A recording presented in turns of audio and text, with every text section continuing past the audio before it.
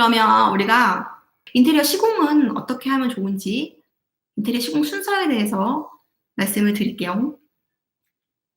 인테리어 시공 간단하게 생각해보면 세 가지예요. 제거를 하고, 그리고 기본에, 그러니까 베이스가 되는 바탕을 먼저 수리해야 될 건 수리를 하고, 아니면은 벽을 새로 만들어야 될 건 만들고, 설비를 해야 될 걸 하고, 뭐 확장해야 될 걸 하고, 막 이런 것들이 기본이고, 그 다음에는 어떻게 하죠? 그 다음 모양 낼 걸 모양 내고, 택을 칠하고, 바르고, 붙이고, 이렇게 하는 거죠. 크게 세 가지로 생각해 보시면 돼요. 그래서 없애고, 기본을 만들고, 모양과 색을 입힌다. 간단하죠? 근데 이게 색으로 들어가면 또 겁나 복잡해져. 그죠? 첫 번째 말한 게 그 제거하는 거고, 두 번째 말한 게 기본이고, 세 번째 말한 게 모양과 색입니다. 큰 순서는 다 이런 식으로 순서가 가요. 아파트에 신고를 하고, 두 번째는 철거를 하죠. 그런 다음에 샤시 뭐 이런 거 들어가는데 그건 더 세부적으로 말씀드릴게요.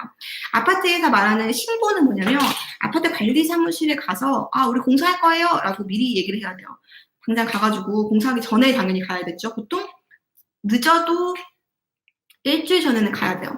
일주일 전에 가서 아파트가 요구하는 기본적인 뭐 사양 같은 것도 있고 주민들한테 동의서도 받아야 돼요. 소리가 겁나 시끄럽게 들리죠. 그래서 까다로운 아파트 같은 경우에는 그 아파트가 세대가 이렇게 있잖아요. 동이 이렇게 있잖아요. 뭐 그러면 90세대가 있는 데도 있고 100세대가 있는 데도 있고 거기에 7, 80%의 동의를 받아오라는 것도 있어요. 그러면 그 동의를 받아서 아파트에서 사인을 받아가지고 관리사무소에 제출을 하고 꼭 지켜야 되는 사항 같은 것도 그걸 주면 거기다가 사인을 하고 그 엘리베이터 사용료라고 해가지고 그런 비용도 보통 10만 원에서 20만 원 사이로 내고 어떤 아파트는 보증금이라고 해서 공사를 만약에 하다가 엘리베이터나 이런 것들을 파손시키거나 했을 때 그런 것들을 미리 확인하고 파손된 경우는 그 보증금에서 까는 것도 있습니다. 그리고 보양 같은 경우에도 엘리베이터를 보양하는 기준이 있어요. 엘리베이터에 그 손상되지 않도록 바닥에 벽에 붙여주는 걸 이렇게 해요. 굉장히 고급 아파트들은 엘리베이터뿐만 아니라 엘리베이터 공사로 가는 1층의 동선과 그 공사하는 층의 복도까지 다 보양을 시켜요. 시간도 지켜줘야 돼요. 당연히 이제 평일에 주말에 하면 안 되죠. 평일에 하고 평일에도 보통은 9시부터 5시까지가 공사, 5시에서 6시 사이의 공사 시간인데 까다로운 데는 10시부터 4시 안에 끝나라고 해요. 그런 부분들을 아파트 관리 사무소에 가서 미리 확인해야 되고 그 다음에는 우리가 철거를 할 수가 있겠죠. 철거는 뭐죠? 아까 보면 내가 말한 그 거지 같은 보기 싫은 아트월이 여기가 있죠. 보기 싫은 아트월을 이렇게 싹 다 없애주는 거죠. 우리가 이제 화장을 하려고 하면은 화장을 하기 전에 기존에 내가 이제 얼굴에 막 이상한 걸 해놨어. 그걸 다 없애고 나서 클렌징 한다고 보시면 돼요. 클렌징을 해야지 새로운 화장을 할 수가 있죠. 다 본드로 붙여져 있는 거예요. 그거 저거 다 이렇게 해서 뜯어내는다고 보시면 되고 만약에 근데 내가 재활용할 게 있어요. 그러면 그거 당연히 철거하지 말아야 되죠. 여기 보시면 여기 부분은 천장은 우물천장인데 이거 그냥 쓸 거였으니까 저거는 냅두고 여기 같은 부분은 이 문은 이제 안 쓸 거라서 여기는 철거를 했는데 여기 위에 벽은 이제 쓰려고 했던 거였어요. 근데 철거를 만약에 하면 오래된 아파트 같은 경우에는 점검했을 때 보이지 않다가 철거하고 난 다음에 보면 벽 상태가 너무 안 좋다거나 아니면 바닥에 뭔가 누수 기운이 있다거나 아니면 벽에 뭐 크랙이 있다거나 이런 부분들이 보이는 것들이 있어요. 근데 그런 것들이 문제가 될 경우가 보이면 그러니까 공사를 하면서 해결을 해야겠죠. 여기 같은 경우는 중문을 새로 하기로 해서 기존에 있는 이 기역자의 중문을 없애버리고 아까 말씀드린 것처럼 여기는 화선으로 하기 때문에 바닥에 여기 부분을 메꿔주고 화선으로 처리를 해줬어요. 뒤에 부분도 다 없앴죠. 그때 집에 혹시 딴 아파트 공사할 때 집에 계셔본 분들 있으세요? 진짜 소리가 엄청 커요. 그래서 사실 민원이 들어온다고 해도 조금 죄송할 수밖에 없어요. 소리가 얼만큼 크냐면 제가 소리를 한번 들려드릴게요.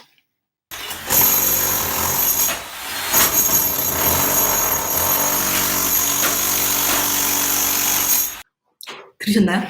소리 장난 아니죠? 저게 잠깐 그런 게 아니고 철거하는 시간에서 저 바닥이 철거되는 시간 내내 저런 소리가 나요. 사씨 같은 경우에는 사씨 팀에서 철거를 하거든요. 소리도 그렇고 먼지도 그렇고 진짜 장난 아니에요. 아랫집 같은 경우에 얼마나 많이 소리가 나겠어요. 하루 종일. 공사를 하기 전에 아랫집이나 주변에 가까운 집들은 진짜 롤케이크 하나도 사서 가서 공사를 얼마 동안 할 건데 기간을 꼭 명시를 해주시고 내 집이 예뻐지기 위해서 남한테 피해 주는 것을 미리 좀 알고 계셨으면 좋겠어요. 다음은 그래서 샤시를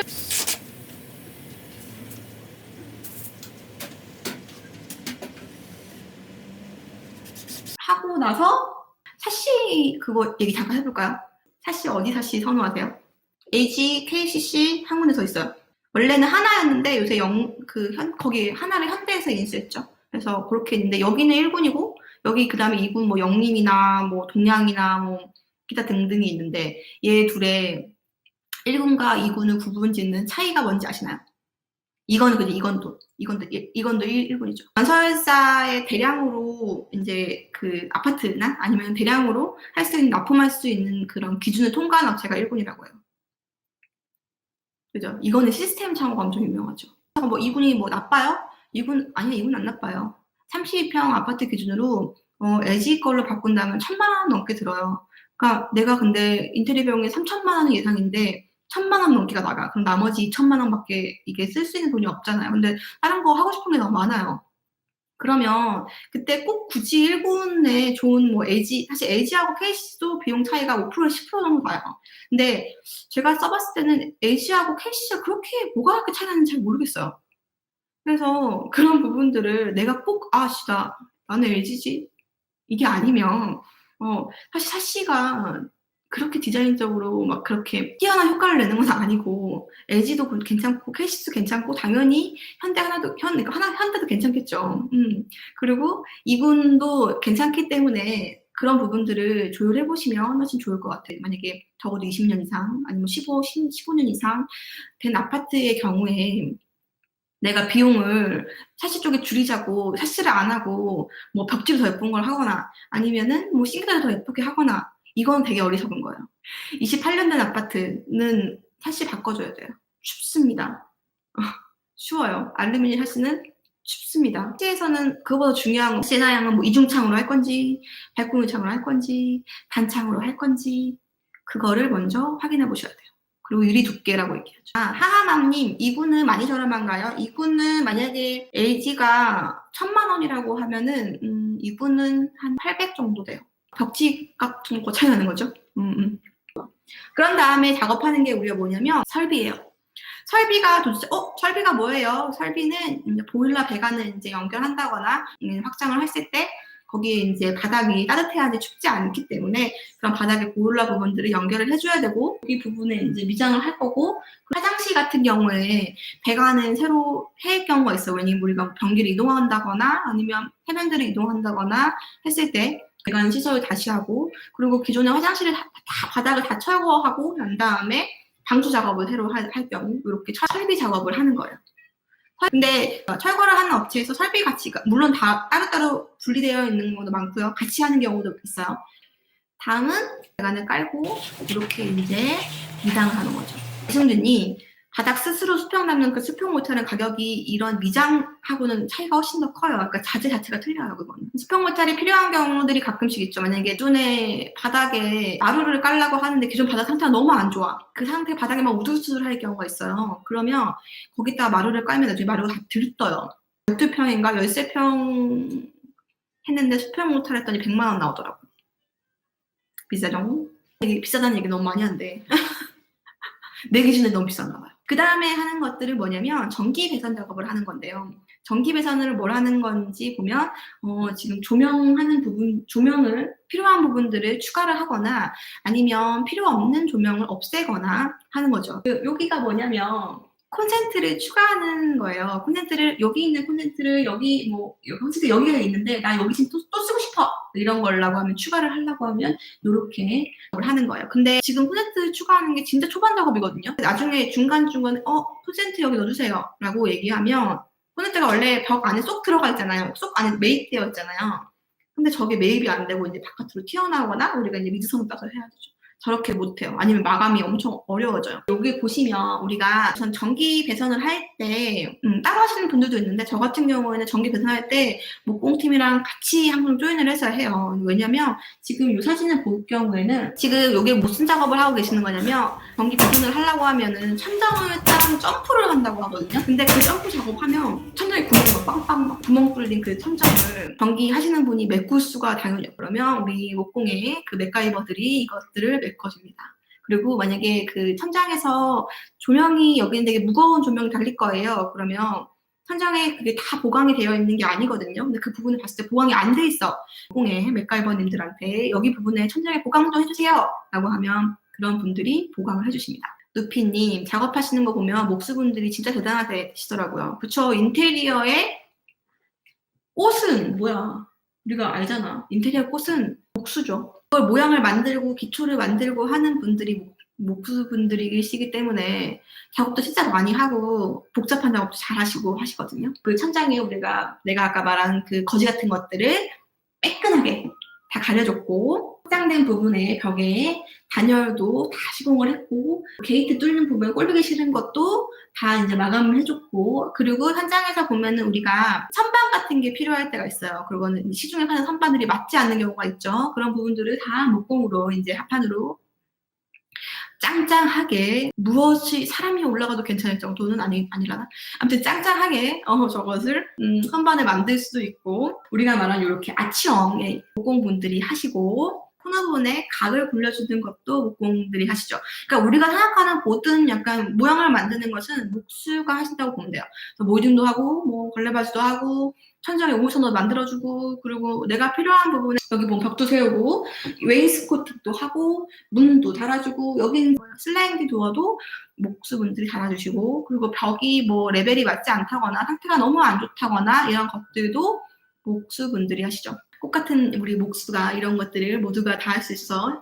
내가 필요한 모양이 있다면 목공 작업을 한다고 보시면 됩니다. 그 다음에 하는 건 타일 작업을 하는 거예요. 타일 작업은 당연히 뭐 많죠. 우리가 주방벽, 현관 타일, 욕실 타일 있고 발코니 쪽에 타일도 있고 집 전체나 부분적으로 한다고 하면 거기도 타일이 있겠죠. 타일은 자재 단가도 좀 비싸고 인건비도 비싸요. 그러니까 거실이나 크게 타일을 깐다면 가격이 확 올라가겠죠. 예를 들면은 타일, 마루, 장판 순입니다. 타일이 비싸고 그 다음에 마루는 근데 원목 마루는 더 훨씬 비싸겠죠. 그렇게 하고 그 다음에 장판 순이에요. 장판은 어떻게 되죠? 장판은 두께 따라 달라지죠. 우리가 싱크대를 할 경우에는 전체 면에 타일을 붙인다고 생각하는데 우리는 그렇게 하면 자재가 낭비되는 거죠. 인건비도 낭비되고 그러니까 보이는 부분만 타일을 붙이게 됩니다. 너무 큰 타일은 너무 그러니까 무게도 있고 시공하는 것도 까다로울 수 있고 보통의 이제 300에 300이나 뭐 100에 300이나 아니면 600에 300이나 기본 약간 그런 타일 사이즈가 있어요. 그런 타일 내에 하면 시공도 훨씬 쉽고 자재도 다양하기 때문에 가성비 대비 괜찮은 타일을 고를 수가 있고요. 근데 나는 너무 조그만 타일이거나 모자이크 타일 같은 조그만 타일이거나 난 너무 대형 타일이 좋아. 그러면 자재비가 올라가고 인건비가 올라갑니다. 근데 나는 그게 너무너무 좋으면 그걸 해야겠죠. 그죠? 작은 타일이나 저렇게 라인 딱 떨어지게 맞고 저게 벽의 수평도 맞아야 되지만 이 수직 수평도 다 맞아야 되기 때문에 너무너무 작업하는 게 난이도가 있습니다. 이 정도는 괜찮은데 더 작은 타일들이 있어요. 요새 막 나오는 오늘의 집이나 아까 말한 그런데 나오는 것들이 있기 때문에 거기는 타일에서 시공한 난이도가 올라가니까 내가 고른 타일이 시공 난이도가 높은지 아니면 자재값이 비싸지 않은지를 좀 확인해 보시면 알 수가 있을 것 같아요. 타일이 다 이제 완성이 되었어요. 타일이 완성이 되고 난 다음에 타일 할 때 만약 욕조가 있으면 욕조 부분들도 욕조가 옆에서 이제 보이는 욕조가 있고 이렇게 타일이 같이 붙어있는 욕조는 이렇게 벽돌을 안에 지금 몰타 좀 들어있고 벽돌을 쌓은 다음에 여기 앞쪽에 같이 요 타일을 많이 붙이죠. 그래서 그렇게 붙여서 맞춰주시면 좋습니다. 그렇게 하고 그 다음에는 도기를 시공해줘요. 그러니까 도기라고 하면은 세면대, 뭐 이건 하부장용 세면대, 그리고 양변기, 그리고 뭐 젠다이는 원래 여기서 지금 이 상황에서 미리 지금 해놨어요. 그렇죠? 젠다이, 그리고 선반, 거울, 그리고 수잔 뭐 이런 것들을 다 이제 설치하게 됩니다. 그리고 이렇게 요거를 설치하시는 분이 따로 있고요. 천장, 돔이라고 하죠. 돔을 설치하시는 분들이 따로 있어요. 그래서 두 팀으로 나눠가지고 설치를 하게 됩니다. 다음은 페인트 칠을 하는 거예요. 그러니까 도장이라고 하죠. 페인트 칠 같은 경우에는 우리가 보통 어디 하죠? 발코니에도 하고, 이제 붙박이장 문에 약간 모양이 있는 부분들이 있으면 이런 부분들도 하고, 이거는 전광구였는데 그 방의 벽지 색깔이랑 맞추기 위해서 이런 컬러를 하고, 근데 이렇게 면적이 작을 경우에는 붓이나 롤러로 칠할 수 있어요. 근데 만약에 집 전체나 뭐 천장이나 벽이나 이런 부분들은 이렇게 뿌려가지고 작업을 합니다. 페인트 같은 경우에는 저번에 제가 페인트 편 당연히 말씀드렸는데 작업 난이도나 자재나 이런 거나 면적이나 이런 거에 따라서 가격이 약간 천차만별이에요. 왜냐면 그 실제로 봤을 때의 마감 상태가 조금씩 달라요. 그래서 그거를 확인해 주시면 되고, 여기는 지금 이걸 다 뿌리고 있는 거고, 여기는 칠하고 있는 거예요. 페인트 같은 경우에 장점 당연히 뭐죠? 내가 원하는 컬러 맞출 수가 있고, 지금 요거는 요 집에 한 건 아니지만 이렇게 패턴을 넣고 싶으면 내가 원하는 패턴을 당연히 넣을 수가 있겠죠. 다음에는 뭘까요? 다음에는 필름 작업이에요. 필름 작업 같은 경우는 아까 천장 등박스 재활용하기로 했잖아요. 근데 그걸 기도로 쓰기엔 너무 보기 싫으니까 덥고, 그래서 여기 부분에 하얀색으로 백색으로 필름을 다 작업을 해줬고, 그리고 게이트 같은 부분이나 이런 헤드 같은 부분, 그러니까 이런 필름을 할 때 좋은 부분들은 어떤 부분이냐면 컬러를 선택하는 것도 선택하는 거지만 손이 많이 타는 거, 손때 우리가 자주 이제 우리 몸이 부딪히는 부분들은 필름 작업 마감들을 해주면 그냥 쓱쓱 닦기만 하면 되는 거니까 해주시면 훨씬 좋습니다. 근데 필름은 자재가 벽지보다 비싸기 때문에 다 당연히 바르면 안 되겠죠. 시공비도 비싸고요. 그러니까 이거는 다 주변의 벽지 컬러와 맞춰가지고 필름 자재를 비교를 한 다음에 제가 선정한 것입니다. 필름 작업까지 끝나면 그 다음에는 우리가 그 맞춤 가구라고 해서, 맞춤 가구 뭐 있겠죠? 맞춤 가구, 대표적인 맞춤 가구가 싱크대, 그리고 신발장, 그리고 발코니의 수납장, 그리고 드레스룸에 우리 그런 장, 그리고 화장대 같은 것들이 있죠. 장롱. 이상형님은 나이가 있으시다. 우린 장롱. 그죠? 장롱은 그러니까 이상형님 젊어요? 젊다는 게 뭐 한 35였을 때나? 강태형님 붙박이, 그죠? 붙박이장, 수납장 같은 것들이죠. 만약에 드레스룸 같은 경우에는 기성품, 그러니까 저는 항상 두 개를 비교하고 설치를 하긴 하는데, 내가 지금 원하는 디자인 같은 게 기성품 중에 없다고 했으니까 한샘이나 뭐 리바트나 이런 것들이 없다고 했을 때는 맞춤하고 맞추기도 하고요. 거기서 그냥 무난하게 할 수 있으면 그거는 지금 저때 들어오는 게 아니고 공사가 벽지까지 끝난 다음에 붙박이장이 들어옵니다. 맞춤 가구 같은 경우에는 싱크대 같은 경우는 지금 들어오고 등등의 이제 드레스룸장이나 수납장 같은 경우에 벽지가 있는 상태에 들어가야 되는 것들은 그때 들어가는 경우도 있고요. 화장대 같은 경우에는 꼭 뭐 그렇게 맞춰야 되는 건 아니니까 기성품 중에 괜찮은 거 있으면 확인하고, 나는 근데 이 벽에 꼭 맞추고 싶어, 원하는 모양이 있어요, 이렇게 하면은 같이 맞추면 되겠죠. 싱크대 설치할 때 중요한 거 뭘까요? 수직 수평 잘 맞아야 되고, 문 잘 열리고 닫혀야 되고, 그쵸? 싱크대 상판 잘 맞아야 되고, 이런 것들. 그리고 요새는 이제 인덕션 많이 하시잖아요. 인덕션 하기 전에는 가스 배관은 아까 그런 우리 설비 타일 하기 전에 미리 가스 배관을 제거를 해야 되는데, 가스 배관은 아무나 제거할 수 있는 게 아니고 그 지역에 있는 제거 업체를 알아보셔가지고 그 업체에 제거를 하셔야 합니다. 이제 그 인덕션을, 내가 말한 인덕션 사양을 설정을 했으면 그 사양을 미리 알아가지고 사이즈를 전달을 해줘야지 싱크대 상판에 맞춰가지고 타공할 수가 있어요. 그래서 나중에 이렇게 말씀하시면 안 되고 미리미리 그런 것들을 준비해주셔야 돼요. 식기세척기도 있고 세균기 이런 것도 있고 정수기 같은 이런 것도 있으면 싱크대 쪽에서 그런 가전기기를 설치하시려고 하면 그런 부분들을 미리 정리해놔가지고 미리 사이즈를 업체 쪽에 전달을 해주셔야 돼요. 그 다음에는 도배를 해야 되는데, 제가 옛날에는 벽지가 약간 좀 직물 느낌의 나는 벽지가 많았기 때문에 벽의 상태가 좋지 않아도 그게 좀 잘 보이지가 않았어요. 근데 요새 벽지는 페인트처럼 고운 느낌이 많이 나는 벽지가 많이 나와서 지금 그 벽지 시공할 때 합진 당연히 그게 더 두드러져 보이고, 실크 벽지는 이 면이 이렇게 있으면 이 면에 코너를 삥 둘러서 풀칠을 하고 이 중간에 벽지를 약간 살짝 띄워서 그 벽지가 팽팽해지게 하는 방식이에요. 벽 상태가 좋지 않으면 안 좋은 우둘투둘한 면이 다 드러나게 되어 있어요. 벽의 상태가 당연히 좋으려고 하면은 아까 그 목공에서 작업하는 그 벽 상태가 평평하게 하는 석고보드를 뭐 다 쳐주는 방식이 필요한데 인건비가 많이 올라가면 올라갈수록 공사비가 쭉쭉쭉 올라가요. 근데 그 벽을 다 친다고 생각해보세요. 그럼 비용이 너무너무 많이 올라가겠죠. 그래서 그렇게 만약에 벽을 다 치면 좋지만 그게 되지 않으면 보통 지금 여기서 보이시는 작업처럼 퍼티 작업을 해줘요. 퍼티 작업을. 근데 저거를 해도 너무 심한 벽들은 그 우둘투둘한 게 보여요. 그래서 그런 부분들은 아씨 이거 하자요 라고 얘기하기 전에는 그러니까 우리 집이 사실 뭐 새 아파트거나 뭐 이렇게 하면은 너무 오래되지 않은 아파트면 상관없는데 아파트 자체가 오래돼가지고 연식이 돼서 낡았는데 그런 고운 벽지를 사용할 경우는 그런 부분들을 좀 감안해 주셔야 돼요. 그쵸? 그렇게 하고 가끔씩 그 벽지에 곰팡이 펴 있는 경우 있어요. 기존의 벽에. 그 곰팡이를 미리 그 약품으로 다 뿌려넣어서 제거를 하고 말린 다음에 벽지를 시공하셔야 돼요. 곰팡이 심한 곳은 단열 작업했어요. 그쵸? 만약에 곰팡이가 되게 심해. 거기는 진짜 안 되는 거니까 단열 작업을 미리 해놔야 돼요. 곰팡이가 자주 피는 데는 환기를 자주 시켜줘야 돼요.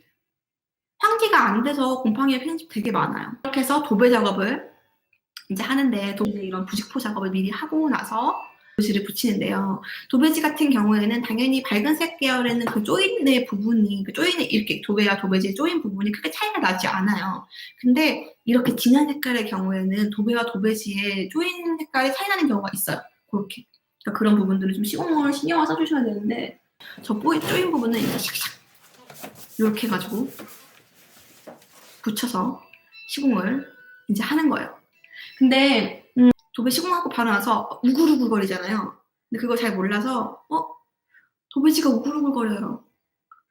이거 하자 아니에요? 라고 하는데 하루 이틀 정도면 샥 펴집니다. 그거는 결정하지 않으셔도 돼요. 다음은 바닥이죠. 이제 바닥 해야지. 여기는 장판을 했거든요. 장판 같은 경우에는 우리가 장판도 롤로 되어 있잖아요. 롤로 해서 쭉 펴서 칼로 딱 잘라가지고 시공하는 방법이에요. 당연히 이제 아래는 본드를 붙이고 이게 만약에 하지 않을 경우에는 주로 보통 하는 게 마루 시공하는 거 보셨어요? 실로폰 치는 것 같지 않아요? 요거를 이제 한톱 본드를 붙이고 저 고무망치로 통통통통 치면서 이제 저거를 마루를 까요. 당연히 일자보다는 헤링콘이 작업하기 힘들겠죠. 자재 로스도 당연히 더 많고요. 맞춰야 되는 부분도 더 많아요. 그래서 보통 한 20% 정도 비싸다고 보시면 될 것 같고요. 그 다음에 하는 것은 인터폰도 달고 그리고 조명도 달고 하는 거죠. 조명 같은 경우는 요새 샹들리에가 요새 다시 또 많이 나오고 있어요. 저거 다 조립해줘야 돼요. 두 분이 지금 열심히 조립하고 있는 거 보이시죠? 사실 별도 비용을 받아야죠.